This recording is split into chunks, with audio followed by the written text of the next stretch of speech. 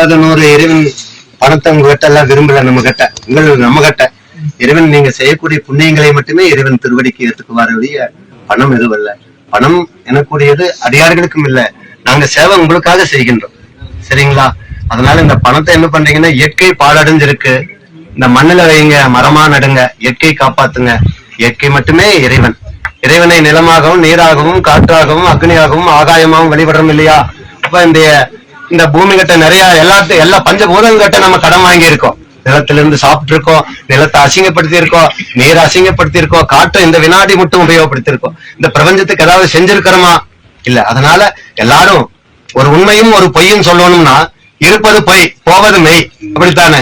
எல்லாரும் வந்த காரியத்துக்காக இந்த வெள்ளிங்கிரி ஆண்டவனுடைய ஞாபகார்த்தமா வந்தோம்னு ஒரு மரம் நட்டுங்க. வரக்கூடிய சந்ததிக்கு நல்ல காற்று. பணம் மட்டும் இல்ல, நம்ம குழந்தைகளுக்கு எவ்வளவு வேண்டுதல், துன்பங்கள் இல்லைங்களா? அந்த துன்பங்கள் எல்லாம் நல்லா நம்ம குழந்தைகளுக்கு கல்வி வேணும், படிப்பு வேணும், ஒரு நல்ல மனை வாழ்க்கை அமையணும், குழந்தை குட்டிக்கு வேணும்னு வந்திருக்கோம். அப்போ இதெல்லாம் இருந்தா இயற்கை நல்லா இல்லையே. அதனால இயற்கைக்கு மரம் வைங்க, அது மட்டுமே இறைவன் வேண்டுகின்றார்.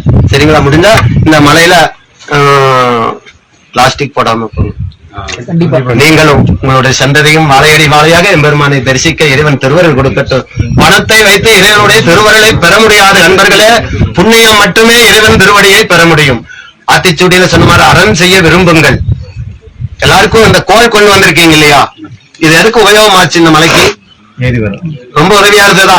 அதே மாதிரி இறைவன் திருவடியை அடைய வேண்டும் என்றால் புண்ணியம் மட்டுமே. ஒழுக்கம் விழுப்பம் தள்ளான் ஒழுக்கம் உயிரினும் ஓம்பப்படும். எம்பெருமான் கைலாயத்திலிருந்து 63 முறை இந்த கலியுகத்துல அவருடைய காலை பதிச்சிருக்கின்றார். 63 நாயன்மார்களுக்காக. அவங்க கடைபிடித்தது ஜபம், தபம், யோகம், வாசி, வேள்வி எதுவும் இல்லை. ஒழுக்கம், அன்பாக இருந்தாங்க. எல்லாத்து கூட சந்தோஷமா இருந்தாங்க. எல்லாத்து கூட நீங்களும் இந்த பணத்தை வச்சு எல்லாத்துக்கு வேணும்.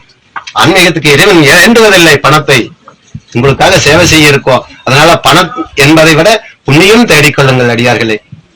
நமச்சிவாய.